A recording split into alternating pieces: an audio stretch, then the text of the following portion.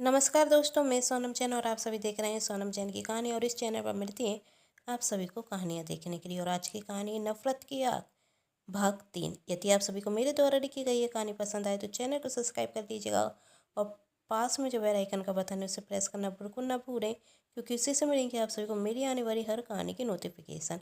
कहानी पसंद आने पर वीडियो को लाइक जरूर कीजिएगा, क्योंकि जब आप करते हैं वीडियो को लाइक तो मुझे मिलती है कहानियाँ लिखने के लिए प्रेरणा। और कहानी को अपनों के साथ शेयर करना बिल्कुल ना भूलें। तो चलिए कहानी शुरू करते हैं। कहानी में अभी तक हम सभी ने देखा करिश्मा जिस कंपनी में नौकरी करती थी उसकी सीईओ ऋतु थी, जो पहले कभी करिश्मा की अच्छी दोस्त थी और अब दुश्मन है। वह करिश्मा को नीचा दिखाने का कोई मौका नहीं छोड़ती। और एक दिन जब करिश्मा के पति करिश्मा से कहते कि आज हमारी बेटी का जन्मदिन है और मैंने अपने कुछ दोस्तों को घर पर खाने पर बुलाया है, तो तुम ऑफिस से जल्दी आ जाना। करिश्मा तो ऑफिस से जल्दी आना चाहती थी, लेकिन जब ऋतु को पता चलता कि करिश्मा को ऑफिस से जल्दी घर जाना है तो वह काम में इतना व्यस्त रखती कि वह समय पर घर नहीं आ पाती। विजय के दोस्त विजय से कहते, अब तो भाभी जी नौकरी करती हैं तो वही तेरी क्यों सुनेंगी। और बहुत देर तक इंतजार करने के बाद दोस्त जाने लगते। तभी करिश्मा आती तो उनसे रुकने के लिए कहती। तब वही करिश्मा से कहते हुए चले जाते, हम घर परिवार वाले लोग हैं, हमें तो अपने घर पर समय पर जाना ही होगा। उनके विजय के दोस्तों के जाने के बाद में विजय करिश्मा से कहता, मुझे तुमसे ये उम्मीद नहीं थी। नौकरी मैंने की है, लेकिन मैंने अपने परिवार को देखा है। पर तुम तो नौकरी के चक्कर में अपने परिवार को भूल ही गई। तुम्हें तो अपनी छोटी बेटी तक का ध्यान नहीं। करिश्मा विजय को समझाती, लेकिन विजय एक ही बात कहता, जिसके बाद करिश्मा कहती है, नौकरी करना मुझे पसंद नहीं है, लेकिन नौकरी नहीं करूंगी तो घर का खर्च कैसे चलेगा। जिस पर विजय कहता, आखिर सच मुंह पर आ ही गया ना। तुम्हें लगता है कि तुम नौकरी करती हो तभी इस घर का खर्च चलता है। आ गया ना तुम्हें अपनी नौकरी पर घमंड, और भूल गई अपना परिवार। तुम्हें तो मेरी इज्जत का ख्याल नहीं। कहते हुए विजय वहां से चला जाता और करिश्मा वहीं सोफे पर बैठकर रोने लगती। अब कहानी को आगे देखते हैं। दूसरे दिन सुबह से करिश्मा ऑफिस जाने के लिए तैयार होती और जैसे ही किचन में खाना बनाने के लिए आती तो विजय ने कहा, उसकी कोई ज़रूरत नहीं, मैं बना लूँगा। तब करिश्मा कहती, ऐसे बात क्यों कर रहे हो विजय, मैंने कभी मना नहीं किया खाना बनाने से। छोटी सी बात है, समझ कर ऑफिस में काम जाता था इसलिए नहीं आ पाई।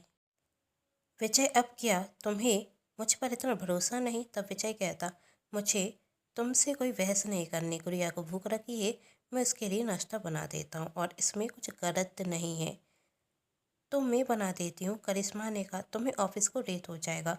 विजय कहता, तुम अपना सामान देख लो, सब रख लिया या नहीं, अपना काम करो। तब करिश्मा ने कहा, मैं अपना काम करने के लिए ही कह रही हूँ, नाश्ता मैं बना देती हूँ और तुम्हें खाना बनाना नहीं आता है तो सीख जाऊँगा। विजय कहता, और अब तो सीखना ही होगा, आखिर घर पर मेहमान आएंगे तो उन्हें भूखा थोड़ी ना भेजूंगा।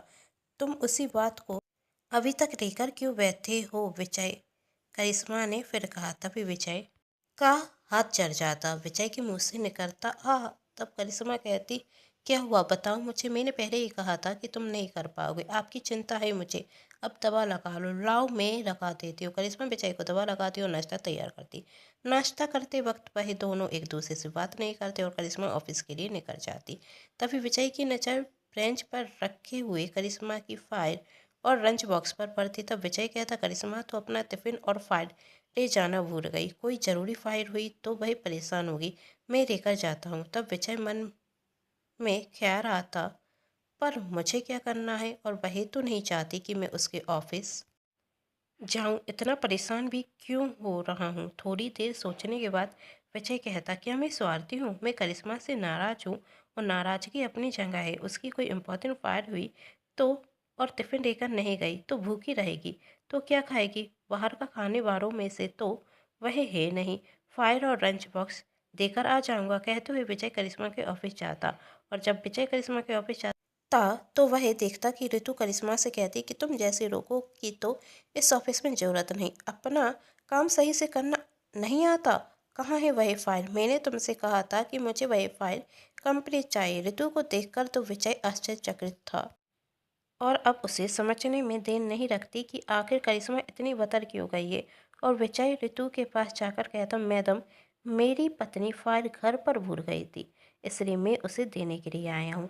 तब करिश्मा की नज़र विजय पर पड़ती तो वही घबरा जाती और ऋतु विजय और करिश्मा से कहती कि तुम दोनों मेरे कैबिन में आओ। विजय और करिश्मा ऋतु के कैबिन में जाते, जहाँ ऋतु विजय से कहती, मैंने कहा था ना, इससे ज़्यादा खूबसूरत होने के साथ साथ इससे ज़्यादा होशियार हूँ। यदि विजय तुम मुझसे शादी करते तो तुम्हें इतना परेशान नहीं होना पड़ता। तब विजय करिश्मा का हाथ पकड़ते हुए कहता, मैंने उस दिन बिल्कुल सही फैसला लिया था और तुम्हें लगता है कि मैं पछता रहा हूँ तो तुम गलत सोच रही हो। भगवान का शुक्रिया करता हूँ कि मुझे करिश्मा जितनी अच्छी पत्नी मिली। जो गुण करिश्मा में है वही तो तुम में हो नहीं सकते। तब ऋतु चिल्लाते हुए कहती, तुम्हारी इतनी हिम्मत कि तुम हमसे इस तरीके से बात करोगे, मैं अभी इससे नौकरी से निकाल दूंगी। तब विजय ने कहा, तुम क्या नौकरी से निकालोगी? मैं खुद अपनी पत्नी को इस कंपनी में नौकरी करने नहीं दूंगा। तो क्या करोगे तुम दोनों? मैं तुम दोनों को आसानी से कहीं और नौकरी मिलने नहीं दूंगी। और विजय, तुम्हारी नौकरी तुम्हारी किसी गलती की वजह से नहीं, मेरी वजह से गई थी। मैंने ही तुम्हें नौकरी से निकलवाया था और मैंने करिश्मा को मजबूर किया इस कंपनी में नौकरी करने के लिए। अब मैं देखती हूँ क्या कर लोगे तुम दोनों। विजय करिश्मा का हाथ पकड़ता और उसे वहाँ से ले जाता और ऋतु से कहता है, जब हम दोनों साथ हैं तो हमें किसी और की चिंता नहीं। हमने आज तक किसी के साथ गलत नहीं किया, तो वही ऊपर वाला भी हमारे साथ गलत नहीं करेगा। जितनी परीक्षा लेनी थी ले चुका, अब तुम देखना तुम्हारे साथ क्या होगा। तब ऋतु हंसते हुए कहती, रस्सी चढ़ गई पर बन नहीं गया, तुम मुझे धमकी दे रहे हो। हंसते हुए ऋतु अपनी कुर्सी पर बैठ जाती। ऋतु ने कहा, अब जाओ यहाँ से। वही दोनों वहां से घर आ जाते और करिश्मा विजय से कहती, वैसे तुम्हें मुझे इस तरीके से लेकर नहीं आना चाहिए था। अब हम क्या करेंगे? मैंने मकान मालिक से कहा था 2 दिन बाद किराया दे देंगे, अब पैसे कहाँ से आएंगे? तब विजय कहता, तुम उस सब की चिंता मत करो, मैं सब देख लूँगा, विश्वास करो मुझ पर। तब करिश्मा ने कहा, विश्वास है मुझे तुम पर। तब विजय कहता, रखता तो नहीं, यदि होता तो तुम मुझे ज़रूर बताती कि तुम उस कंपनी में काम कर रही हो जिसकी CEO वही ऋतु है। इतनी मजबूरी नहीं आई थी करिश्मा कि तुम्हें उसके आगे झुकना पड़े। सॉरी विजय, मैं तुम्हें सब कुछ बताना चाहती थी पर मैं घबरा गई थी। मुझे लगा ये नौकरी मेरे लिए ज़रूरी है क्योंकि मुझे मेरे परिवार की चिंता थी। उसी दिन मकान मालिक का फ़ोन आया था। किराए के लिए गुड़िया की तबीयत खराब हो गई थी। डॉक्टर ने 1,000 रुपये मांगे थे और उन 1,000 रुपये की कीमत हमारे लिए बहुत थी। घर के छोटे छोटे खर्च में तो हम दोनों की सेविंग भी ख़त्म होने पर आ गई थी। तो मैं क्या करती? अपने परिवार के लिए थी। मुझे उस ऋतु के आगे झुकना पड़ा तो मैं झुकने के लिए तैयार थी। कहते हुए करिश्मा रोने लगती। तब विजय ने कहा, आई एम सॉरी करिश्मा। तब करिश्मा कहती, तुम माफ़ी क्यों मांग रहे हो? कर तुम पर गुस्सा हुआ इसलिए, बिना सोचे समझे तो तुम्हें गलत समझ बैठा, जबकि तुम तो हमारे लिए इतना कर रही थी। इन सब में गलती तो ऋतु की है। तो ऋतु ने जानबूझकर ऐसा किया क्योंकि हम दोनों के बीच में दरार आए, पर वही नहीं जानती कि हमारा प्यार इतना कमज़ोर नहीं कि छोटी छोटी बातों पर हम एक दूसरे का साथ छोड़ दें। डर सकते हैं, झगड़ सकते हैं, पर एक दूसरे से दूर नहीं हो सकते क्योंकि हम दोनों एक दूसरे से प्यार करते। और वही प्यार का मतलब क्या जाने, वही तो सिर्फ दूसरों की खुशियाँ छीनना जानती। पर हम क्या कर सकते हैं? करिश्मा ने कहा, हमारे पास कोई रास्ता तो नहीं है। रास्ता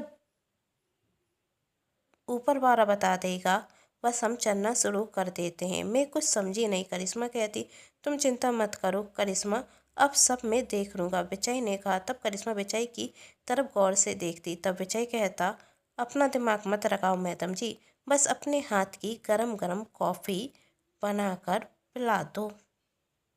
बहुत टाइम से हम दोनों ने साथ में बैठकर कॉफ़ी नहीं पी है।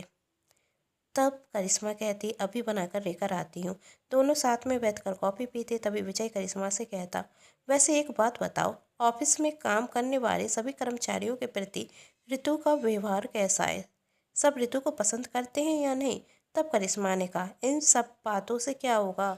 तब विजय कहता, जो पूछ रहा हूँ उसका जवाब तो फिर बताता हूँ। तब करिश्मा कहती, वैसे ऋतु को कोई भी ज़्यादा पसंद नहीं करता, हर किसी के ऊपर गुस्सा बताती रहती है, यहाँ तक कि कंपनी के एमडी तक ऋतु को पसंद नहीं करते, क्योंकि ऋतु को सिर्फ अपनी चलानी आती है, सामने बारीकी सुनती नहीं, जिस वजह से कंपनी को 2 साल में नुकसान भी हुआ है। तब विजय कहता, इससे तो ऋतु को कंपनी के सीईओ पद से हटाया जा सकता है। यदि सभी कर्मचारी ऋतु की शिकायत करें और बताया जाए कि ऋतु की वजह से कंपनी को नुकसान हो रहा है, तो कंपनी ऋतु को सीईओ पद से हटा देगी। और ऐसा ही होता है, ऋतु को सीईओ पद से हटा दिया जाता और कुछ समय बाद में विजय को एक अच्छी नौकरी मिल जाती, जिसके बाद विजय और करिश्मा की सारी परेशानियां खत्म हो जाती है और ऋतु सोच रही होगी कोई नई साजिश दोनों को दूर करने की, पर ऐसा होगा नहीं, क्योंकि जहाँ प्यार होता है वहाँ किसी के कहने पर दरार नहीं आती। आशा करती हूँ आप सभी को मेरे द्वारा लिखी गई ये कहानी पसंद आई होगी। यदि कहानी पसंद आई है तो जल्दी से चैनल को सब्सक्राइब कर लीजिएगा और वीडियो को लाइक कर दीजिएगा और कहानी को अपनों के साथ शेयर करना बिल्कुल ना भूलें। Thanks for watching.